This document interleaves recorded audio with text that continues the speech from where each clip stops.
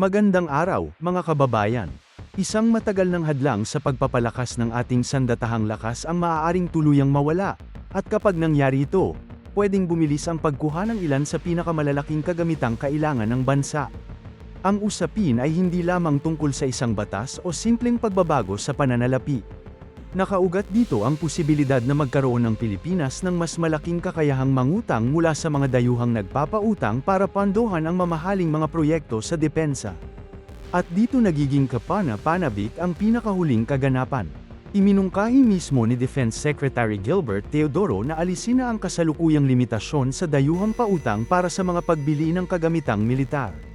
Sa halip na manatili sa itinakdang 300 milyong dolyar, nais ng kalihim na tuluyang alisin ang kisame.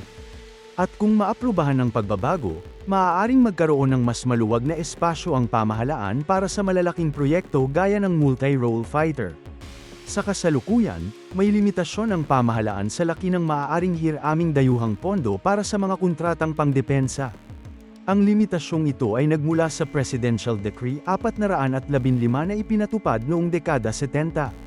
Sa ilalim nito, hindi maaaring lumampas sa 300 milyong dolyar ang naturang pangungutang. Sa unang tingin, malaki na ang 300 milyong dolyar. Pero kapag pinag-uusapan na ang makabagong fighter aircraft, submarino, malalaking barkong pandigma, air defense, o iba pang sopistikadong sistema, mabilis itong nagiging maliit. Ang isang malakihang proyekto ay maaaring umabot sa daan-daang milyon o higit pa, lalo na kung kasama ang mga armas, pagsasanay, extra pyesa, suporta, at pangmatagalang serbisyo. Ito ang dahilan kung bakit naging mahalaga ang pahayag ni Secretary Teodoro sa pagdinig sa budget ng Department of National Defense para sa susunod na taon. Ayon sa ulat, sinabi niyang ang mga kagawaran ng pananalapi at budget ang may malaking papel sa pagtatakda ng limitasyon, kaya mas makabubuting alisin na mismo ang kisame sa batas. Mahalagang linawin, ang pagtanggal ng loan cap ay hindi nangangahulugang automatikong mangungutang ang Pilipinas ng napakalaking halaga. Hindi rin ibig sabihin na agad nang bibili ang bansa ng lahat ng gustong kagamitan. Ang ibig sabihin nito ay magkaroon ng mas malawak na opsyon sa pagpopondo kapag may proyekto ng napag-aralan, napili, at inaprubahan. Ayon sa kanyang pahayag, tiniyak sa kanya ng Committee on National Defense na pag-aaralan nito sa lalong madaling panahon ang House Bill 8059 na naglalayong amyendahan ang Presidential Decree 415. Si Panaligan ang mamumuno sa Technical Working Group na tutulong sa pagbuo at pagwawasto ng bersyon ng panukalang batas. Well, I was assured by the chair of the Committee on National Defense that the committee will deliberate soon on that House bill, and he assigned me to head the technical working group. So we will discuss this further at the TWG. So in response to your proposal, I filed House Bill number 8059, increasing the ceiling to $1 billion for a single project. But it could be revised, no, and remove the ceiling altogether. Now, doon sa 27 NEP kasi inalis din yung special provision. So yung DBM, hindi na kayo binigyan ng malaki for modernization, inalis pa yung authority, no, na kayo ay mag-loan. So better talaga merong law that will authorize you. That's the rationale for my House Bill 8059. So which do you prefer? Wala ng ceiling altogether or may cap pa rin, let's say from 300 to $1 billion or so? Wala nang cap yun. Wala na. Mahalaga ang bahaging ito dahil hindi na lamang usapin ng mungkahi ang pagbabago. May proseso na itong dapat pagdaanan sa Kongreso. At ayon kay Panaligan, makatutulong ang panukalang ito sa pagpopondo ng multi-role fighter project at iba pang malalaking pagbili para sa modernisasyon. Kung tuluyang aalisin ang foreign loan cap, maaaring mas maging praktikal ang paggamit ng dayuhang financing para sa isang napakamahal na proyekto. Sa halip na piliting hati-hatiin ang pagpopondo o umasa lamang sa taunang budget, maaaring magkaroon ng ibang paraan upang maayos na maipamahagi ang gastos sa mas mahabang panahon. Ngunit may kapalit din ng ganitong kalayaan. Ang pangungutang ay pananagutan. Kailangang suriin ang interes, panahon ng pagbabayad, kakayahan ng pamahalaan na magbayad, at kung tunay na mahalaga ang bawat proyektong popondohan. Hindi sapat na may kakayahan tayong mangutang. Dapat may malinaw ding plano kung paano ito babayaran nang hindi nalalagay sa panganib ang ibang pangunahing serbisyo ng pamahalaan.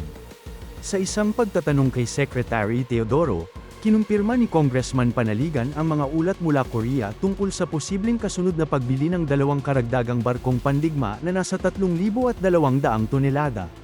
Ang mga ito ay inaasahang magiging ika-5 at ika-6 na Miguel Malvar class frigates. It was reported in the Korean media in the past months that the Navy plans to acquire 2 more Malabar-class missile frigates, in addition to the 2 frigates ordered last year. So that would be the 5th and 6th guided missile frigate of the Navy. Are you at liberty to confirm this proposal? Definitely, Your Honor, there is an intent really to acquire, but the trigger has not yet been pulled. Ngunit mahalagang tandaan ang eksaktong sinabi ng kalihim, hindi pa pinala ang kasunduan. Ayon sa impormasyong inilabas, maaaring itong igawad kapag nailabas na ang kinakailangang unprogrammed funds.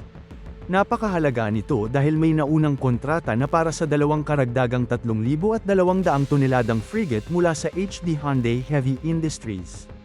Ang bagong usaping ito ay maaaring tumukoy naman sa susunod pang 2 barko, na magdadala sa kabuuang bilang ng Miguel Malvar class frigate sa 6 kung matutuloy. Hindi magkahiwalay ang usapin ng lone cap, multi-role fighter, at karagdagang frigates. Bahagi ang mga ito ng mas malawak na hamon ng Pilipinas, paano mapopondohan ang mabilis na modernisasyon ng militar habang sabay na pinuprotektahan ang katatagan ng pambansang pananalapi.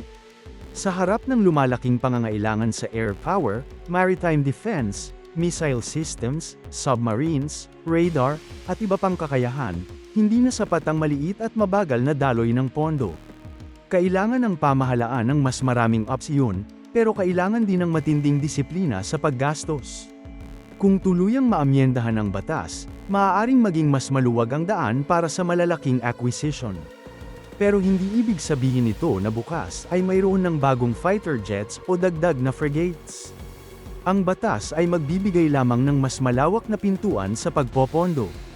Ang susunod na hakbang ay nakasalalay pa rin sa pagpili ng kagamitan, negosasyon, budget, pag-aproba, at kakayahan ng bansa na tuparin ang mga obligasyon. Sa ngayon, 2 bagay ang dapat bantayan. Una, ang pag-usad ng House Bill 8059 at ang magiging bersyon nito matapos ang Technical Working Group. Ikalawa, ang paglabas ng unprogrammed funds na maaaring maging susi sa ilang malalaking proyekto, kabilang ang posibleng karagdagang frigates. Kaya ang balitang ito ay hindi lamang tungkol sa pagtanggal ng 300 milyong dolyar na limitasyon. Ito ay tungkol sa pagbubukas ng panibagong paraan para pondohan ang mga kagamitang matagal nang hinihintay ng ating militar. Kaya mga kababayan, bantayan natin ang susunod na galaw ng Kongreso, Department of National Defense, at Department of Budget and Management, dahil maaaring ang susunod na desisyong gagawin nila ang magtakda kung gaano kabilis maisasakatuparan ang ilan sa pinakamalalaking proyekto ng ating depensa. Kung gusto ninyo ng mga bagong update tungkol sa Philippine Coast Guard, Philippine Navy, Armed Forces of the Philippines, at iba pang modernization projects ng bansa, mag-like, mag-subscribe, at i-on ang notification bell para hindi ninyo mapalampas ang susunod na balita. Maraming salamat sa panunood. Hanggang sa susunod na update, mga kababayan. Ingat kayong lahat.